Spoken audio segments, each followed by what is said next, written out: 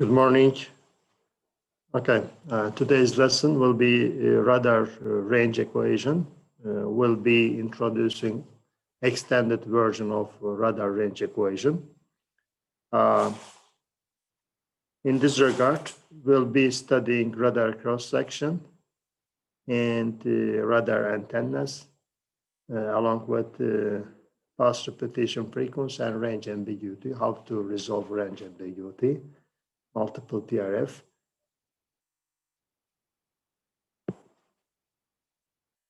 You might remember this illustration from very beginning of the course. In the first lesson, we have derived simple radar range equation, and it was given, as you see here, as the received power, where we have transmit power times gain of the transmitting antenna divided by 4 pi r squared, which is the area of the sphere, actually, with radius r, times sigma, which is the parameter that we are going to discuss today, radar cross-section, RCS, divided by, again, 4 pi r squared, which is the area of the sphere, again, with the radius r, times the effective aperture of the antenna, receiving antenna. Now, in here, sigma is the parameter that we are going to discuss now. It's simply called radar cross-section of the target. It's specific to the target. It's highly dependent on the cross-sectional area of the target, but it's not easy to calculate or estimate. It's highly complex. If we try to look at its unit, you here see sigma, we can simply rewrite this equation for sigma, and we see that it is, you see, watt times meter squared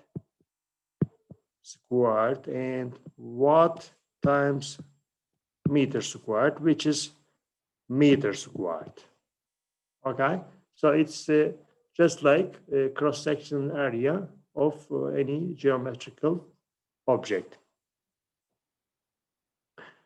How about the range of RCS? We see on the right-hand side for small objects and large objects, where we see 10 to the minus 5 meters squared, which is very, very small, just like insect, for example. If we consider a large object like a jumbo jet, we might talk about 10 to the power 2, so 100 meters squared RCS. It's usually given in normalized form, and we usually take 1 meter squared as the reference. So we measure RCS of an object in reference with this 1 meter squared RCS. So then we can convert, we can use dB scale to measure RCS. And usually we might see RCS range in dB from minus 60 dB to goes up to 10 or 20 dB, depending on the object, the target. So how can we estimate RCS of an object? This is quite complicated. Actually, it involves electromagnetic interaction of the object with the signal, with the environment, or so many aspects should be considered in estimating RCS. But it's simply, as a definition, represents the magnitude of the echo signals reflecting from an object. Mathematically, from electromagnetic scattering, RCS written as scattered power density measured at the receiver divided by incident power density measured at the target. So if we have such a target, let's say here, we have a transmit power.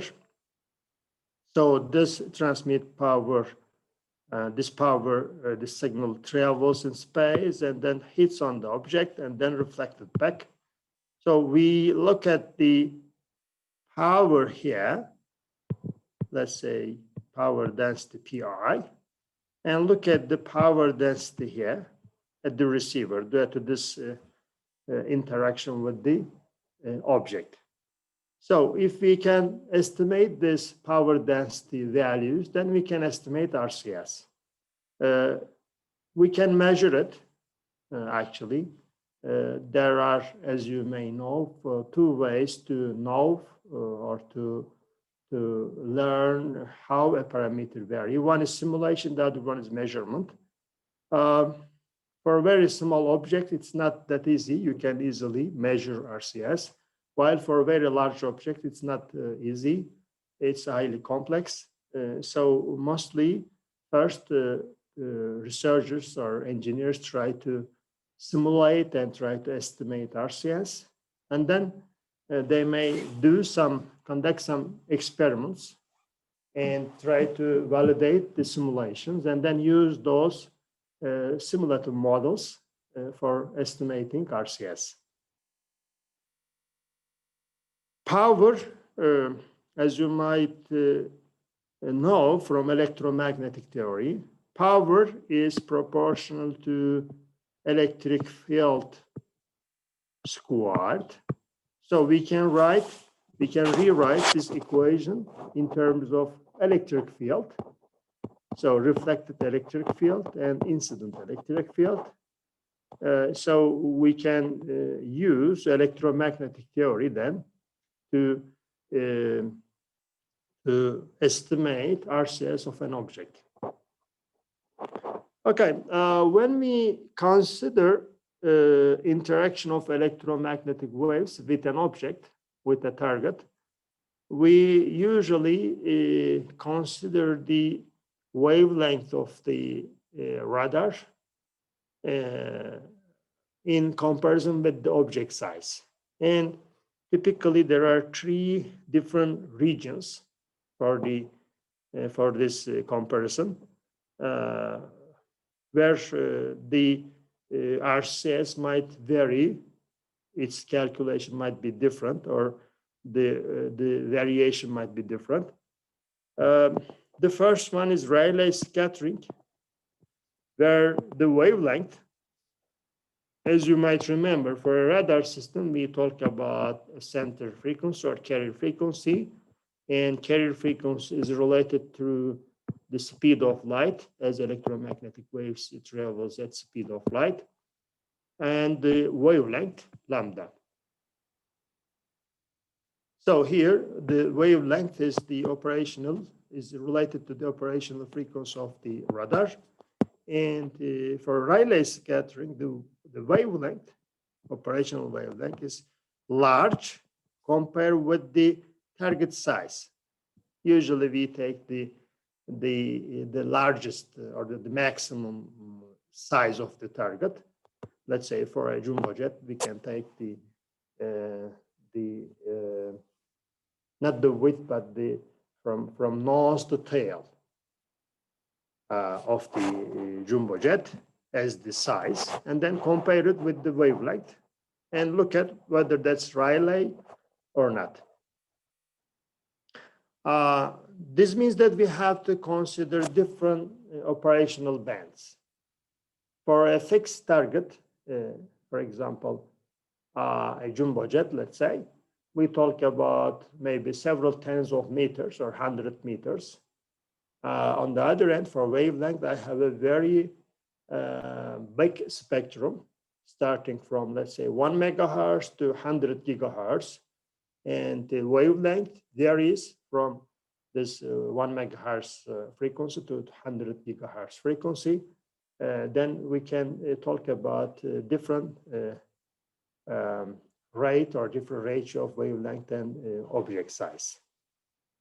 Okay, for optical region, the wavelength is small compared with the target size. And for resonance or my region, wavelength is comparable with the target size. Okay, this is illustrated at the the bottom of the slide. It's how to model interaction of electromagnetic wave with the target with respect to the wavelength of the electromagnetic wave. For Rayleigh scattering, as you can see, wavelength is much greater than the size of the object, usually the maximum size of the object.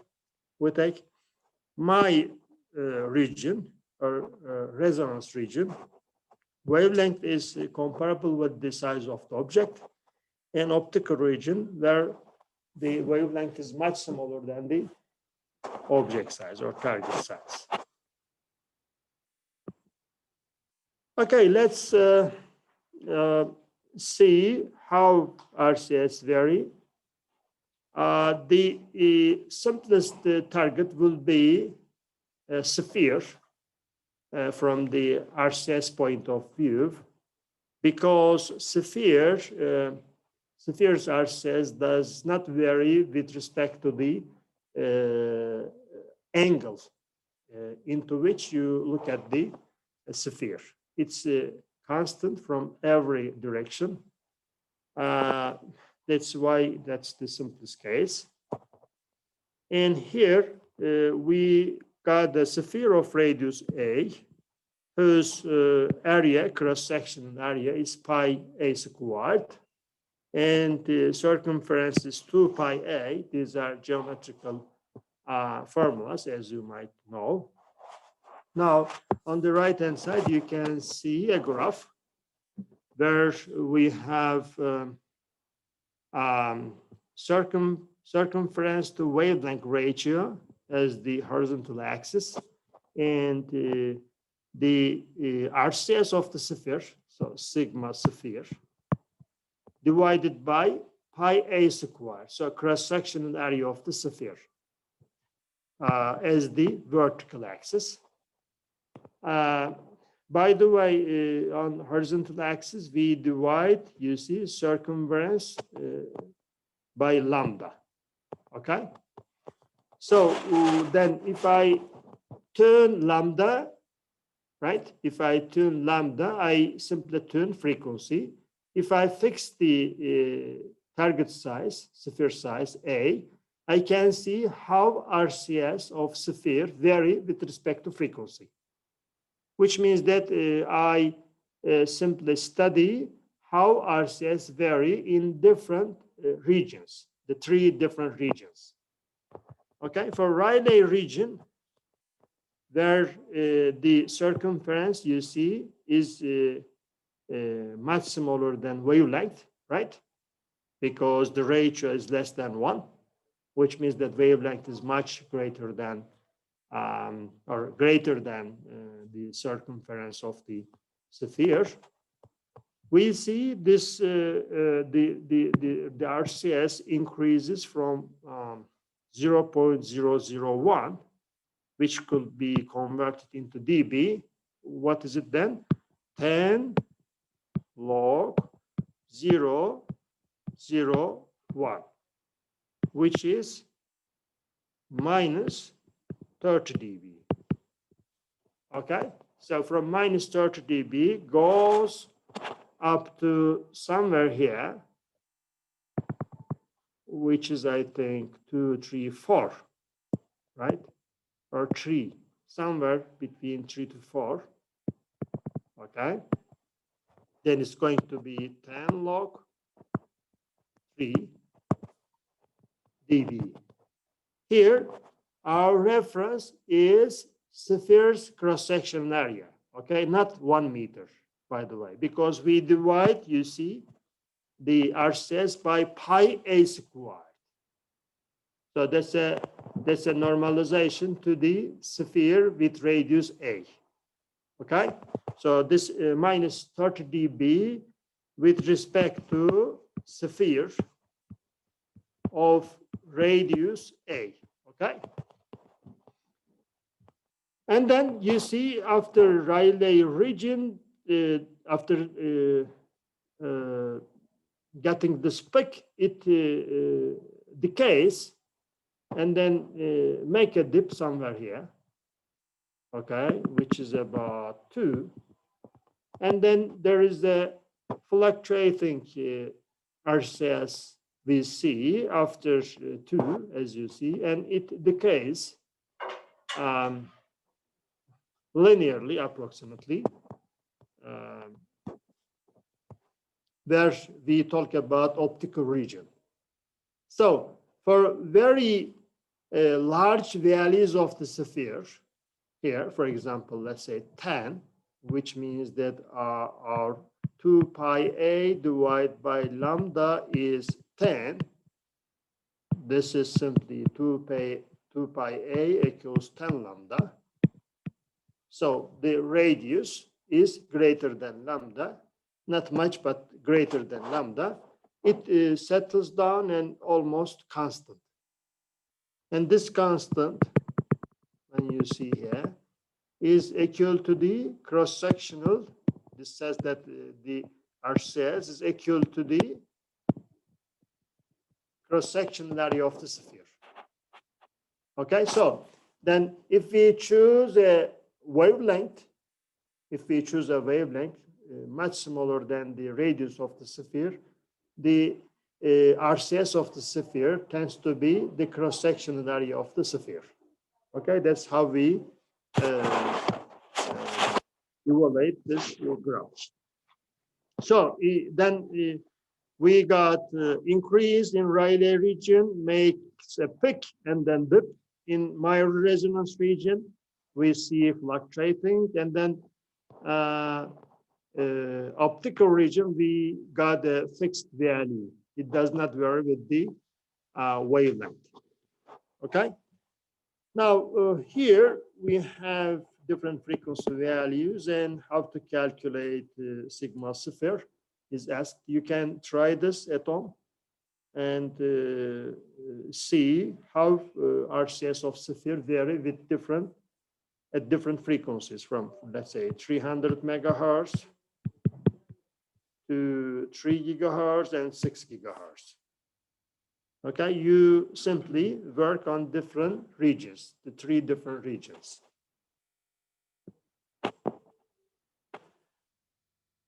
Okay, as you might remember, in radar systems, we sometimes use pulsed signal, where we transmit a sinusoid over a very short time interval, and then turn off the sinusoid and listen for echo signal. This was the basic operation of radar, pulsed radar operation. And what happens in this slide, you see what happens if we transmit a short pulse physically.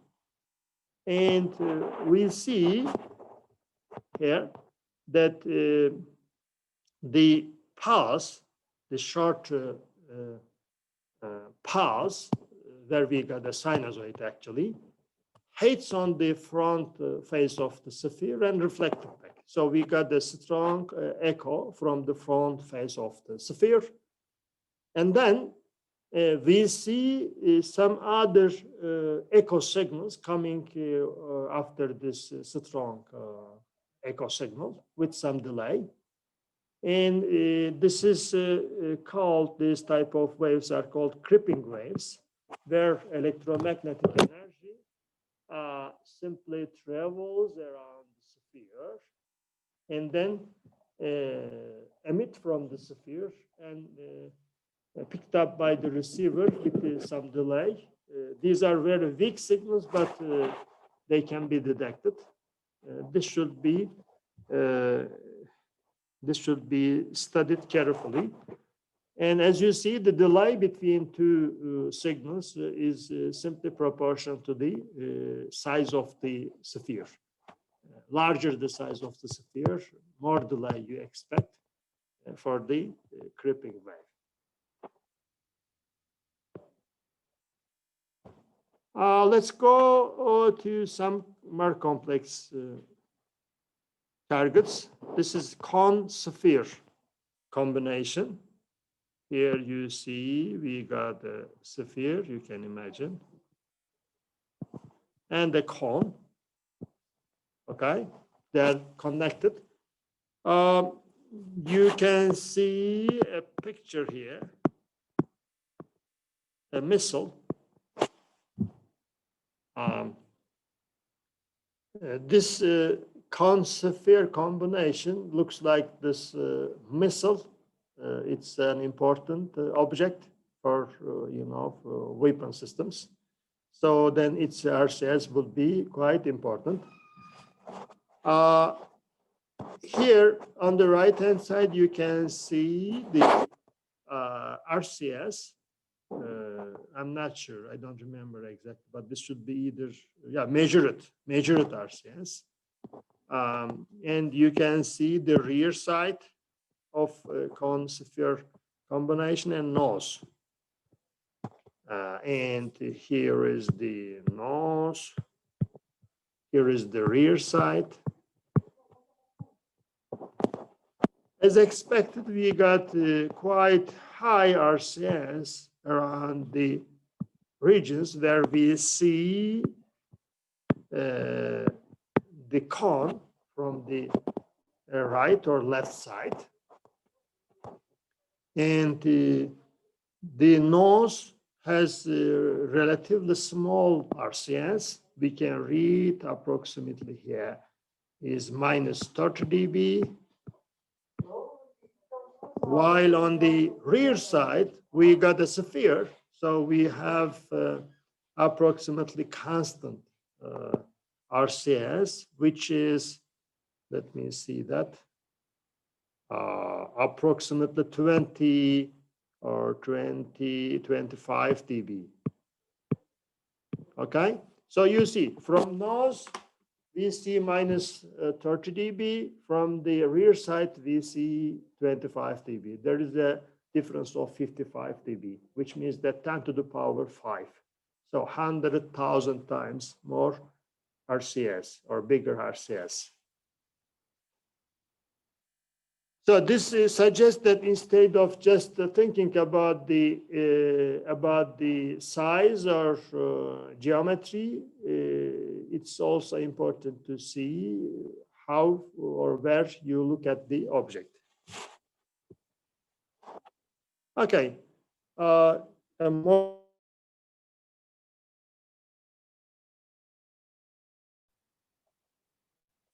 it's a B-26 bomber that was used in World War II. Two engine and propeller driven bomber. So we see here the backscattered, so monostatic RCS, where we transmit and receive the signals from the same direction, the same angle. You see, we have an RCS on the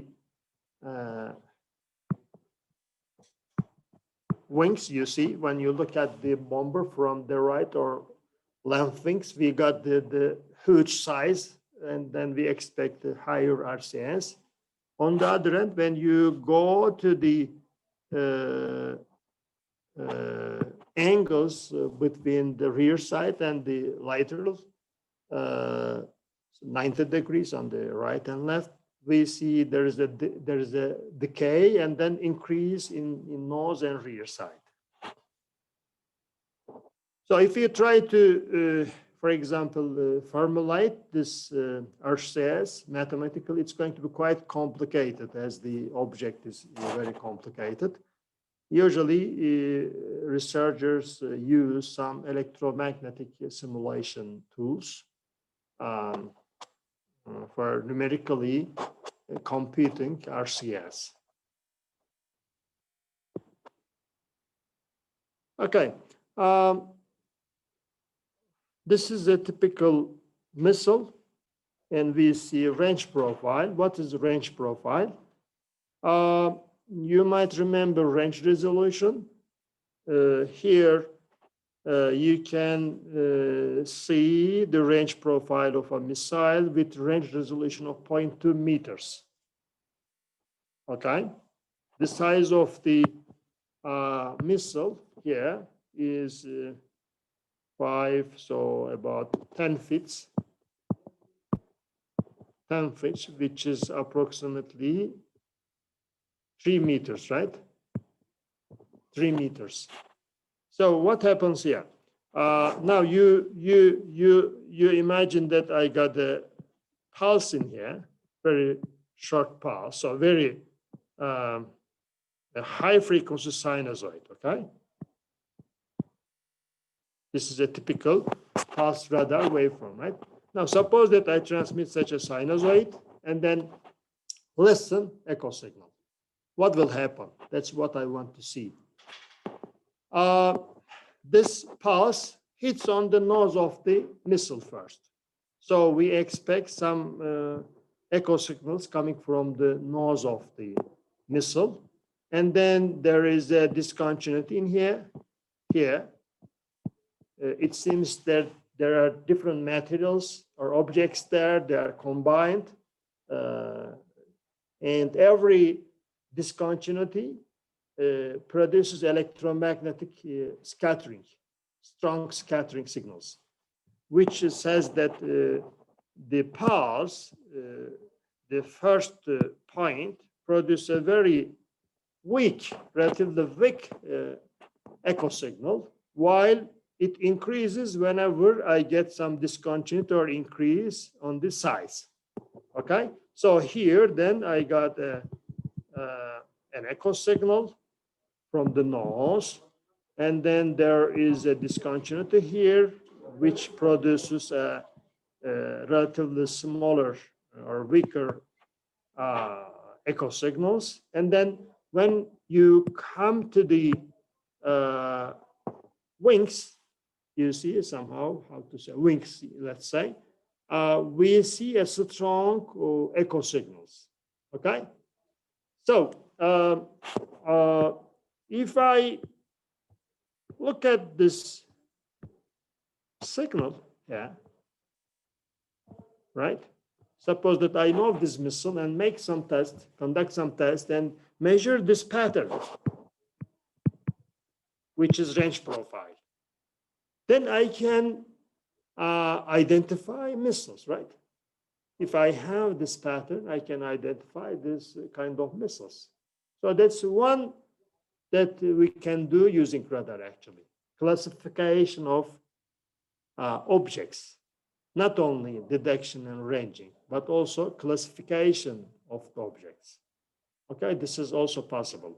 But in order to do this, you have to have a range resolution of 0.2 meters, which means that your pulse width, right? Remember the pulse width. It was related to this range resolution, right? What was that? C tau over 2. This was the range resolution. This should be equal to 0.2, which means that C tau is 0.4. So tau is going to be 0.4 divided by 3, 10 to the 8, which is, so it's going to be 10 to the minus 8. So which is about nanoseconds, right? We talk about nanoseconds. So if we have a nanoseconds pulse, and if we align into the missile, so if you see the missile from the front,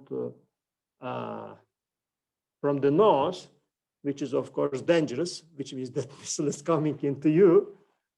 So this seems to be easy, but in reality, it's not possible. You have to put a fake system there anyway. So if you have nanoseconds pulses, then you can extract this range profile and identify missiles simply. at least theoretically. There are lots of things there, but theoretically you can do this. And in practice, they can do this.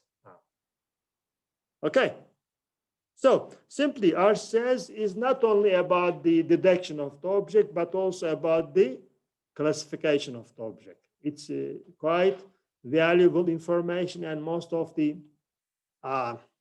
weapon systems, their RCS values or characteristics are classified, highly classified. They are not shared with someone else. Okay. Okay. On this slide, we see some typical RCS values. These are single value RCS, which is this realistic? What do you think? After the previous slides, you see many different, you see RCS values for single target. So single value is realistic. What do you think? Not, right? Not. This single value should represent something, because RCS vary with the angle, with the frequency, with the polarization, right? There are too many parameters there. So this single value RCS might be either minimum value or average value or maximum value, something like that. But it doesn't matter which one. We can take minimum or average or maximum. We can compare still different objects in RCS variation. So this table somehow gives an idea about how RCS vary. It's not realistic numbers, actually. If you want to measure RCS of an object, you will probably get lots of different numbers, values, and you have to think about them, how to use it.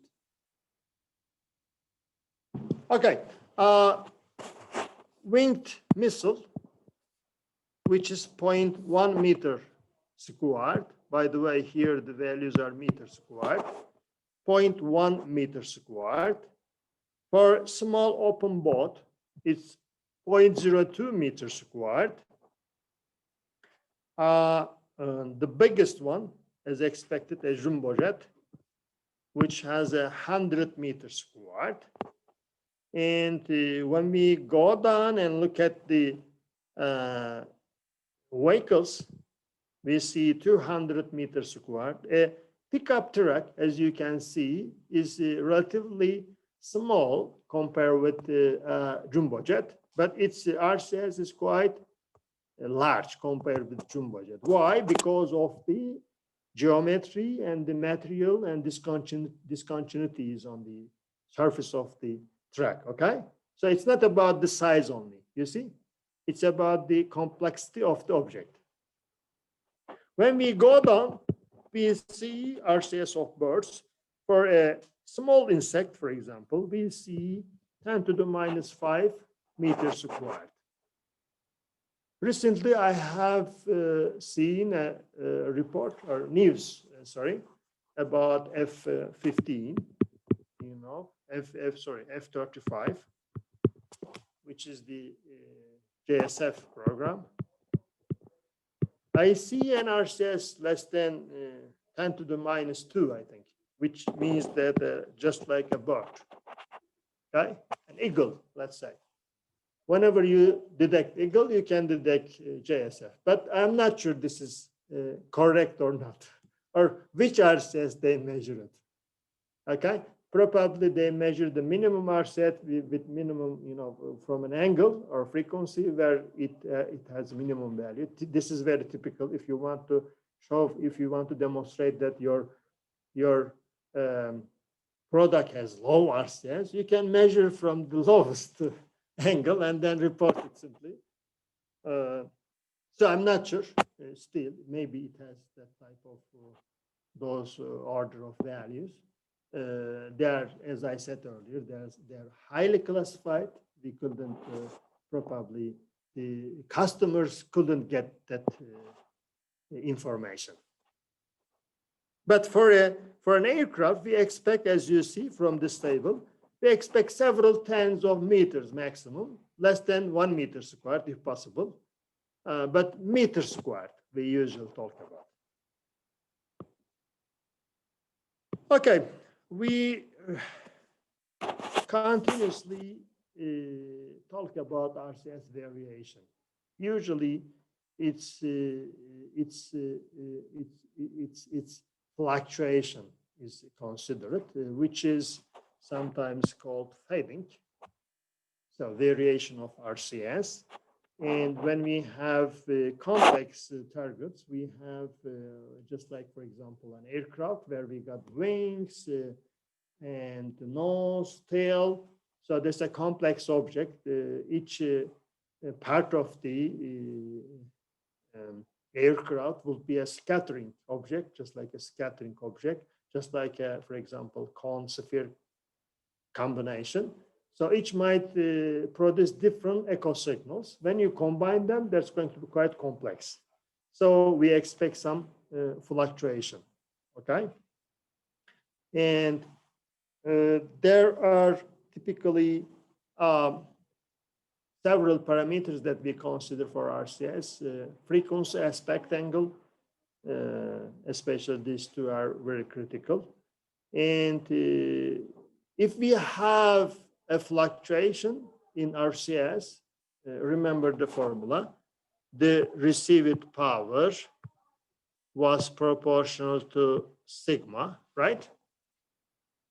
So if we have fluctuation on sigma, we expect fluctuation on the received power, which is proportional to the minimum detectable signal, okay, which is proportional to S over N.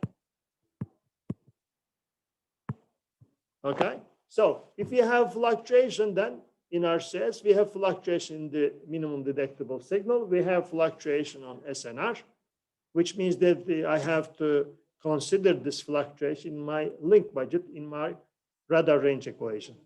Okay, so we have to talk about if there is a variation, fluctuation, we have to talk about statistics, probability density functions, probability distribution functions, okay, and formulate this probabilistically. So then we go to Silverlink models, where these RCS fluctuations are modeled about 50 years ago, I think, and they are still valid, widely used somehow, or the idea is used. But if we try to, make a simple decision, we might be conservative and choose a very small RCS. When you choose a very small RCS in here, you expect that you got a very minimum detectable signal, so you need an SNR, and then formulate your equation, reformulate your equation, and choose all parameters accordingly. Then you can guarantee that you detect that object at that distance. Okay. So I think we can have a break here.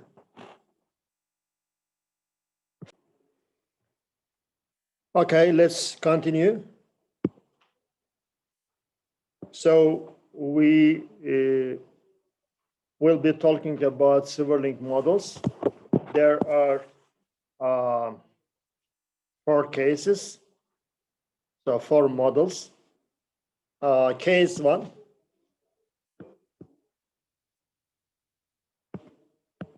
Sorry. Case 1.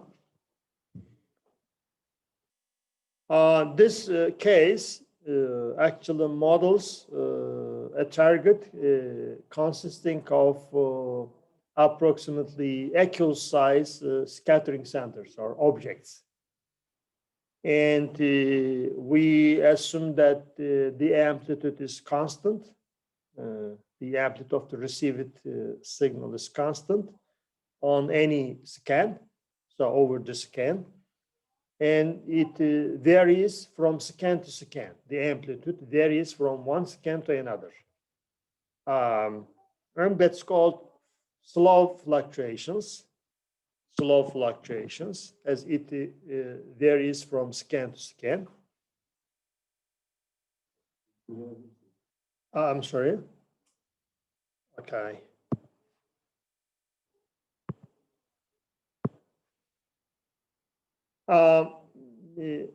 If we look at the RCS, then it follows Rayleigh PDF. This is how we model it, Rayleigh PDF. And on the right-hand side, you can see Rayleigh PDF with different sigma values in here. Higher the sigma, you see, more smaller the amplitude of the PDF function, smooth function. This is, as I said earlier, this simply models a target consisting of many independent scatters, equal size independent scatters. No one is large to compare with the others. Okay. The case 2, which is the same as the case 1, actually, the difference is that we have independent fluctuation from pulse to pulse, not scan to scan. Okay, and then that's so-called fast fluctuations, and it follows again Rayleigh PDF. Case 3, as in case 1, the received signal echo, so the RCS constant within a scan, okay, and independent from scan to scan, we expect variation from one scan to another in the received signal. It's usually modeled by chi-squared PDF probabilistically with M2. And it models a large scatter with many small scattering centers, small scatters. The RCS PDF is given in here. For M2 on the right-hand side, you see the chi-squared PDF. It's just like very much like exponential PDF. As you can see, that's exponential with some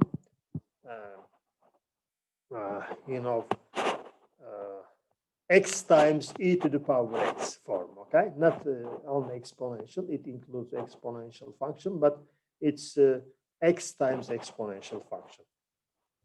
Case 4 is the same as case 3 again, so chi-squared with M2, M equals 2. And the difference is again, fluctuations are independent from pulse to pulse. So fast fluctuation. So if we summarize these 4 models, 4 Sverlink models, we see that there are 2 parameters. One is the distribution type.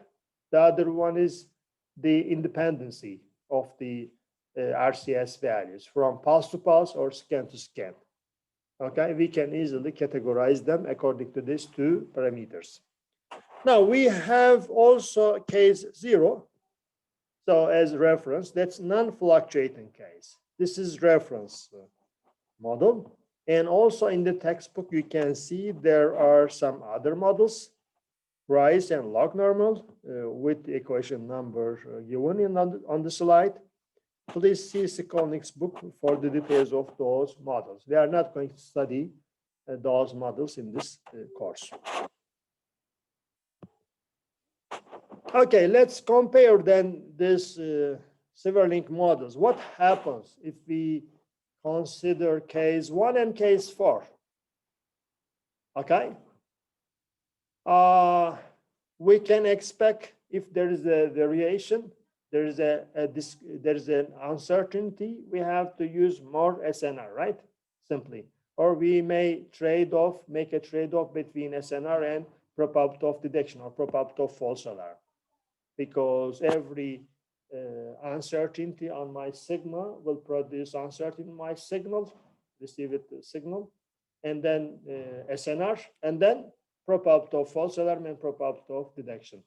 So in this slide, you can see probability of detection versus signal to noise ratio per pulse. So SNR, single pulse case. Okay. and we have 4 Silverlink models in here, along with non-fluctuating case 0. So this is case 0, case 1, 2, 3, and 4. Okay. And we'd like to see how much extra dB we have to add to SNR so that we can achieve the same probability of detection. This is how to read, how to evaluate this graph actually. Let's take a probability of detection of 95%. 95%. And see how much dB we need, okay, for each model. For non-fluctuating case, here is the point. You can see the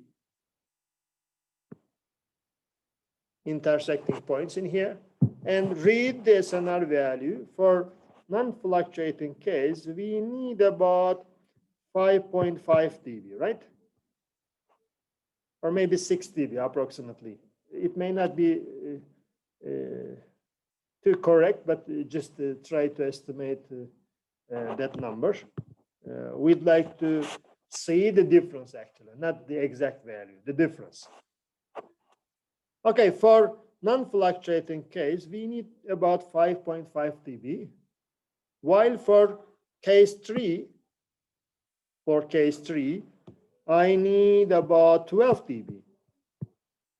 Okay, and for case 1, I need about let's say 70 dB approximately, right? So if I have non-fluctuating, I have 5.5 dB. I need 5.5 dB for single pulse SNR. For case 1, I need 17 dB. So there is a difference of 12 dB. You have to add 12 dB to SNR. So the radar range equation to achieve the same probability of detection for a target whose RCS model follows case 1. Okay, which is a quite big number, 12 dB. Okay, so our conclusion simply is that we need more SNR. We have to add more. We have to add several dBs to the SNR of non-fluctuating case if we have any fluctuating target. Okay, then which Silverlink model will be the most appropriate? It's not easy to make a decision regarding with which one is the best, but most of the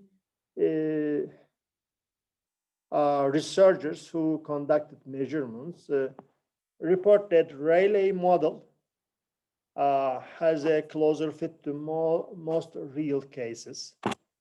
Rayleigh model is simply chi-squared with M1. We have already shown in previous slides. There we have, as you might remember, a target consisting of many equal independent scatterers.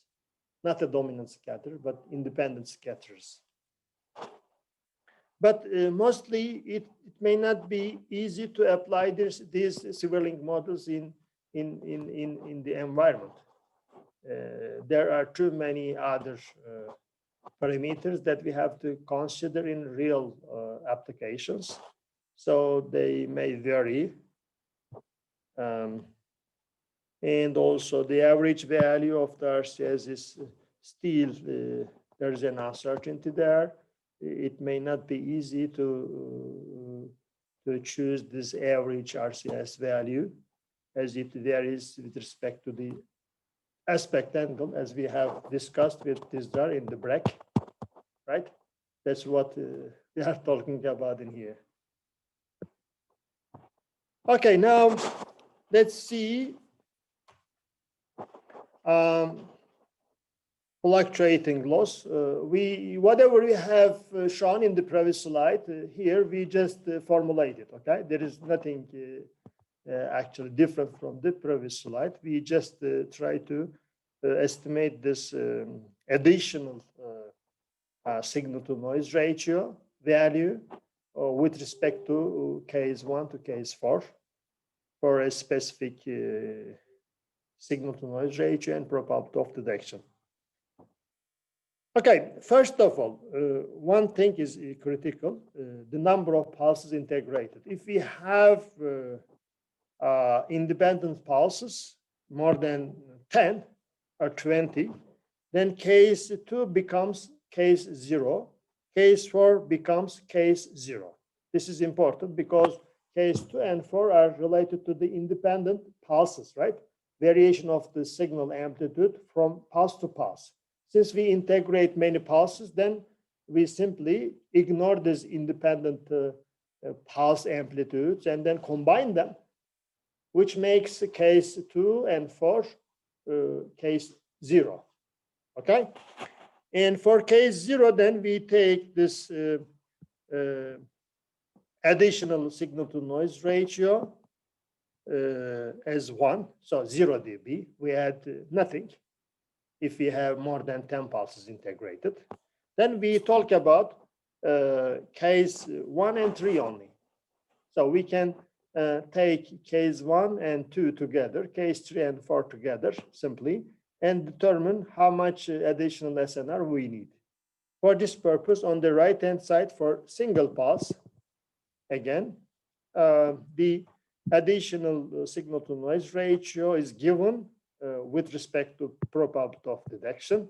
Probability of detection is related to this graph, as you might remember, the probability of false alarm graph, and it's also related to the bandwidth, right?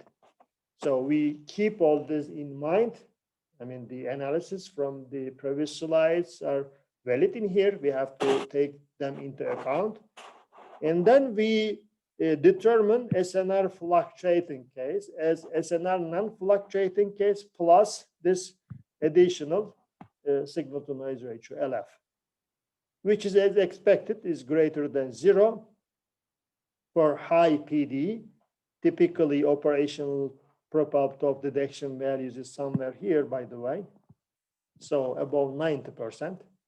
So these are realistic. 90%, less than 90% is questionable. That may not be applicable in most of the cases, especially defense systems. It's more than 99, mostly. So we talk about this region actually, for weapon systems especially. But for civil applications, we might go down like 70, for example, in some applications, maybe 60, depending on the application. If there is no critical mission, critical situation, then we can ignore it. Just like, for example, you want to detect birds for some research, for example. It may not be so critical. Your probability of detection may go down 70%. Okay, but for a missile, you have to talk about 99.9999. Okay, not 99, 99.999. Okay, so we talk about this region typically, and then we need extra SNR of approximately 9 dB or 5 dB and above. Okay, 5 dB and above. Okay, here we have a problem from the textbook, so please try to solve it. And then if you have questions or comments, we can talk about that in office hour. Okay, so in previous analysis, fluctuating RCS, we considered correlation of the pulses or they're correlated, fully correlated, or uncorrelated. Remember the pulse amplitude from, the received signal amplitude. So the RCS value from pulse to pulse. We assume that they are correlated or uncorrelated. But there may be partial correlation. So what will happen if we have partial correlation? So for this, Barton's empirical approach is widely used or discussed or studied in different textbooks or materials. You might remember correlation coefficient from different courses. As far as I remember, at least you should see that in signals and systems or digital signal processing. That's a number between 0 to 1. If the correlation coefficient is 0, which means that there is no correlation between any two functions or parameters or quantity. If the correlation coefficient is 1, then two quantities are correlated. Okay? Now, partial correlation refers to something that they are partially correlated, okay, not fully correlated. So what will happen then?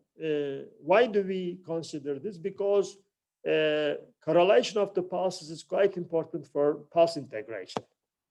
And then when we use pulse integration, we talk about probability of false alarm, probability of detection. And then since there is a fluctuation object where we got correlation between the pulses or between the scans, so we have to consider them all together.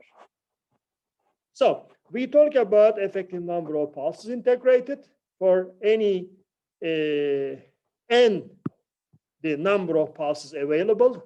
I mean, the number of pulses entering into the receiver, let's say, that we can combine, we can integrate. And NE represents effective number of pulses integrated. Apparently, NE should be less than or equal to N.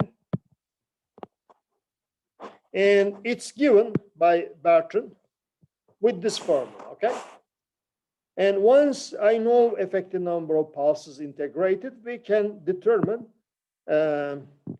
additional signal to noise ratio required for a fluctuating object, okay? So whatever we find in the previous slide should be divided by the effective number of pulses integrated, okay? And then we use this into this radar range equation. So this is a new parameter then. This includes two things.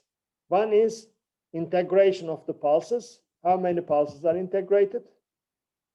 The other one is the additional signal to noise ratio due to the fluctuating objects. Okay? Now, if we try to summarize this, what will happen in case 1, case 2, case 3, and case 4? On the right-hand side, as I color it, for case 1, if there is fully correlated pulses, NE becomes 1, cases 1 and 2 use LF directly. For case 2, there is no correlation, completely uncorrelated pulses, NE equals to N, and we use LF again. And if N is large, just like 20 or more, and probability of detection is 0.9, then case 2 becomes case 0, as we have noted in previous slide. Case 3, fully correlated, NE becomes 1, and we use LF. And for case 4, where correlation coefficient is 0, so there are uncorrelated pulses, then the effective number of pulses will be equal to the number of pulses. For case 3 and 4, we use LF. Again, here, when the number of pulses available is greater than 20, and if we have a detection probability of 0.9 or above, which is the case in most systems, then case 4 becomes case 0. Okay? And for case 0, as you know, LF is equal to 1 or 0 dB, which is our reference case.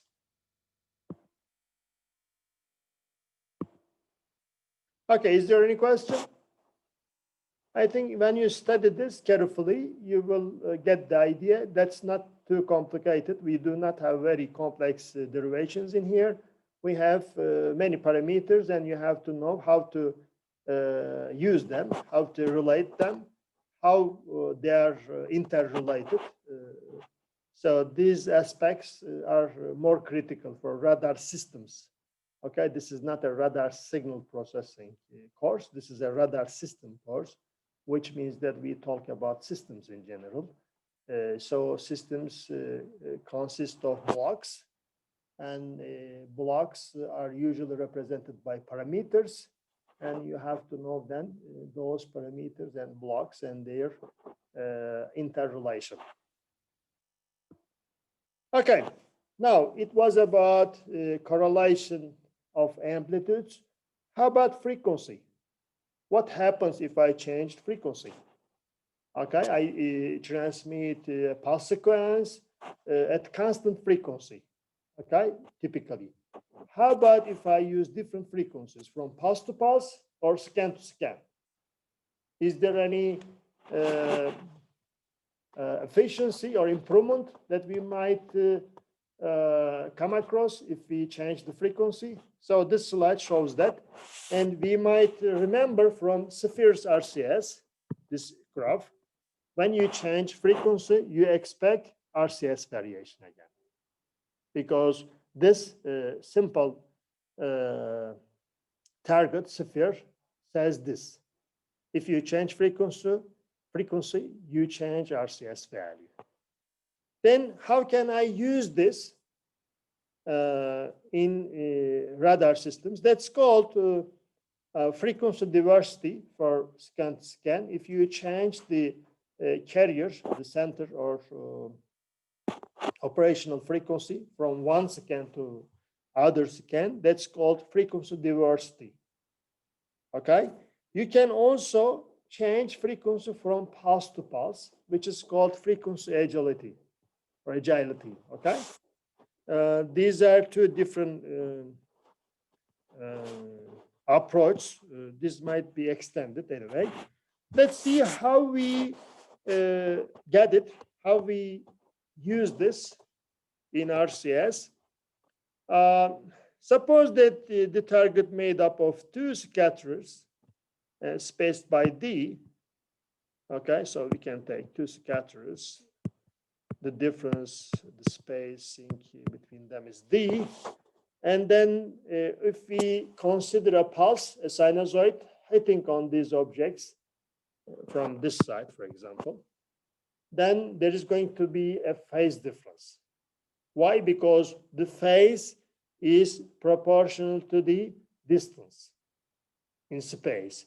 So since there is a distance between two targets, if we illuminate them by a simple cosine simply, then the phase difference will be proportional to the difference of the targets along with the wavelength of the signal. And typically it's given as 4 pi d over lambda. So if you vary the distance, you vary the phase. If you vary the frequency, you vary the phase again. So in change in frequency is going to be 4 pi d over c over delta f, because lambda, as you might remember, was c over f. If I have a change on wavelength, we have a change on frequency. Okay, so we got a phase change simply due to this distance. Okay, if this phase change is greater than 2 pi, then the two signals will be decorrelated.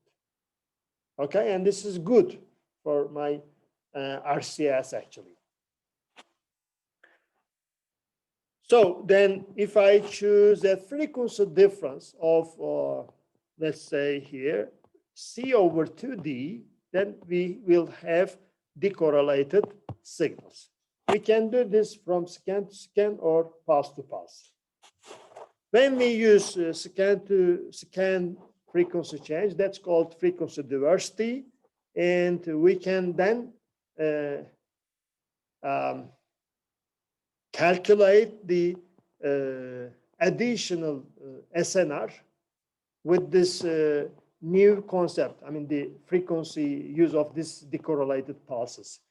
For two frequencies, the gain that we'll acquire will be simply the additional SNR divided by 2, the number of frequencies. Okay, so that's a very valuable technique, a very useful technique to reduce this additional SNR. Okay, so there is a problem in here. It's about, again, about decorrelation of pulses. So it's just about the previous slide. I'm sure that you can do them. Okay, how can we choose RCS of targets then? We have already talked about this, just the repetition of the previous slide again. We use, you see, Silverlink case 1 with chi-squared M1. And this is quite a conservative model. As we said earlier, it fits well to experimental results. Okay. Okay, so it was about RCS that we have talked so far. Next, transmitting power. There is nothing complicated in here, but just rewriting of some of the parameters and the radar range equation, a little bit complicated radar range equation. The only thing here is about energy. You might remember pulse energy was the peak power times the pulse duration, as you might remember, which is average power divided by PRF. We have given this in the very first lesson, right? And we insert this into range equation, and we got the radar range equation as shown on the slide. So this is quite realistic compared with the first, with the equations we derived in the first lessons. Okay, ambiguity. We have already talked about ambiguity in defining radar unambiguous range of the radar. Here, I'm not going to repeat this, but you can see from the illustration that if we have a target at point A and two clusters or two objects at B and C, and if the range of the radar, instrumental range of the radar, so the range equation allows us to transmit signals up to C, and if we define the unambiguous range in here, then apparently we'll get ambiguity, uncertainty, okay? And it's shown on the display in here. We see 3 targets in here, right? And we can go step by step again. Let us remind that we transmit pulse 1, 2, 3, and 4. So we have echo signal from A due to first pulse, and echo signal from B due to first pulse, and echo signal from C.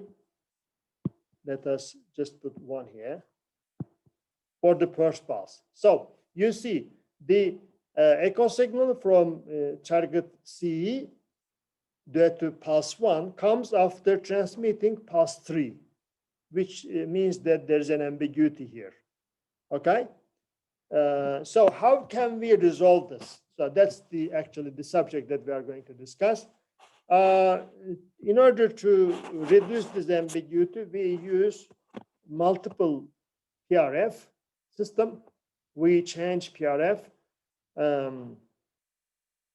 Sometimes use 2 PRF, sometimes use 128 PRF or 256 PRF in order to minimize this ambiguity, especially for very sensitive weapon systems.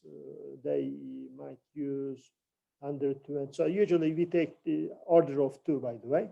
So 128 or 256 PRF, different PRF. So it rapidly changed the PRF. So collect the data and then determine the exact position, exact distance. Okay. This is how we do this for 2 PRF simply. We transmit PRF 1 and determine an unambiguous range 1. Okay. Next, I use PRF2 and get the range 2. Okay. So we can increase this number. For PRF1, the true range of the target will be either R1 at R1, let's say we measure R1, and then or R1 plus unambiguous 1, R1 plus 2 unambiguous 1, all will be valid echo signals actually. We do not know which one is correct. Okay? In the second PRF, similarly, we measure R2, where unambiguous range is R unambiguous 2, then R2 will be, I mean, the true range of the target will be either R2 or R2 plus R unambiguous 2 plus or R2 plus 2 unambiguous 2. So it goes like that. So there's an ambiguity there. Then which one is the correct or true range of the radar? Actually, we equate these two. We expect that there should be a common term, right? Common term, which is going to be the true range of the radar.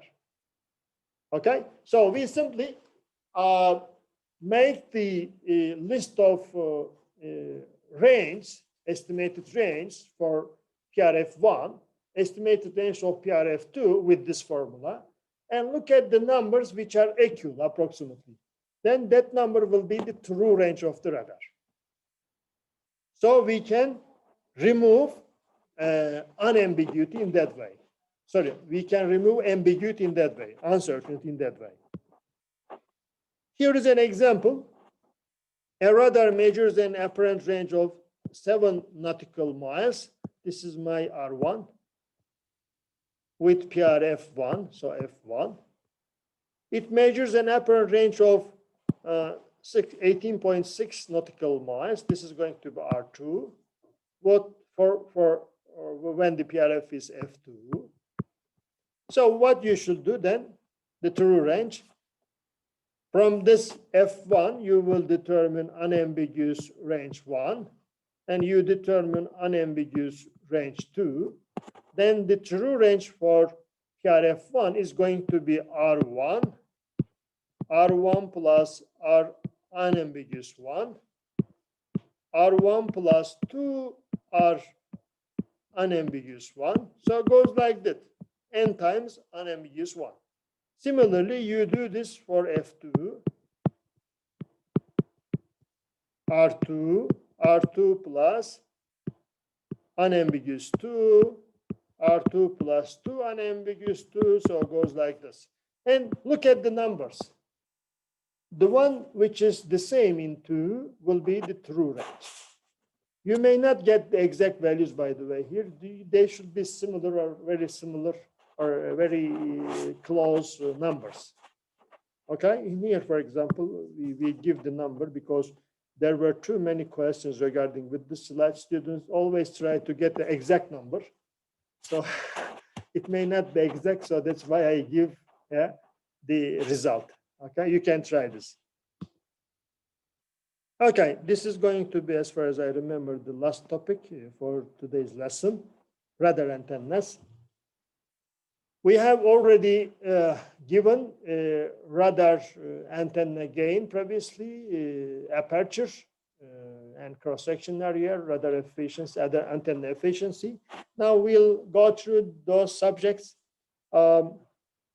There are basically 2 parameters that we have to consider carefully in radar systems. One is the gain. The other one is beam width in azimuth or elevation. Okay, so we talk about azimuth and elevation. So theta B, phi B. Sometimes theta B is used for azimuth, phi B is used for elevation. In some textbook, vice versa, so be careful. But it doesn't matter which symbol you use. The beam width is proportional to the size of the antenna, by the way. okay, inversely proportional to the size of the antenna, as you can see here. Larger the antenna size in one dimension, the better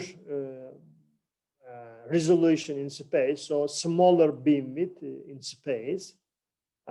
So if we take, for example, a rectangular antenna geometry, if we have A and B, then we expect that the beam width over the plane of A will be better than plane of B, the beam width in plane of B, because the size here is greater than B, okay? And there is also revisit time in antennas. As you might know, radar antennas are not fixed. They are rotating, try to detect objects in a volume in space. In order to do this, you have to rotate your antenna, or you may use electronic scanning, where you do not mechanically move your antenna, but instead you generate beams and then rotate beams electronically. This is a subject that we'll be discussing later in tracking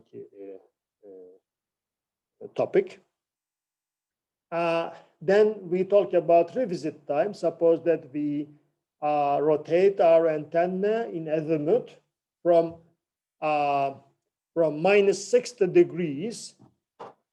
Okay, let's take the antenna here, and this is minus 60 degrees. This is plus 60 degrees. So we talk about a sector of 120 degrees.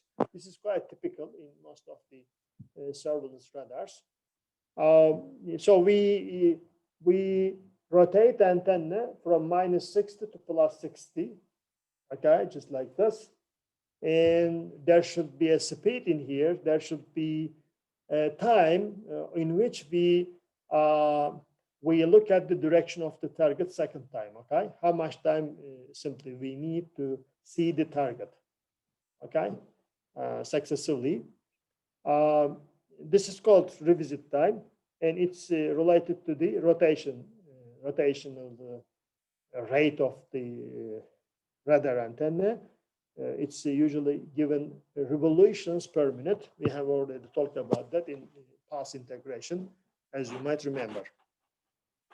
Okay, we have already talked about gain of the antenna for aperture antennas, where we got aperture efficiency and effective area. These are well-known parameters from the previous lessons. There is also directivity of an antenna.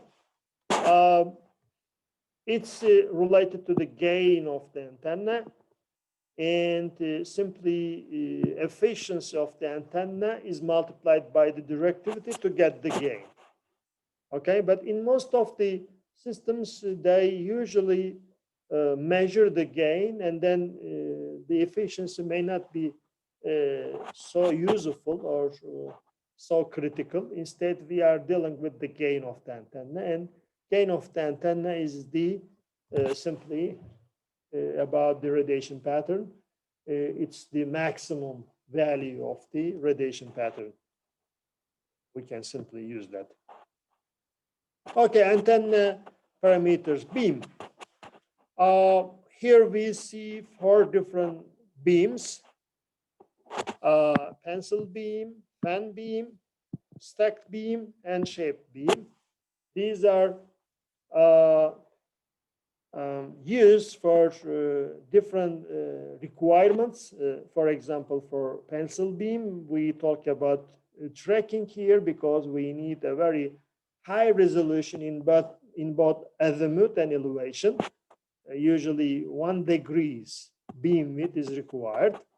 For fan beam, where we got 2-dimensional radars, because here we are dealing with the resolution, high resolution azimuth, but not elevation.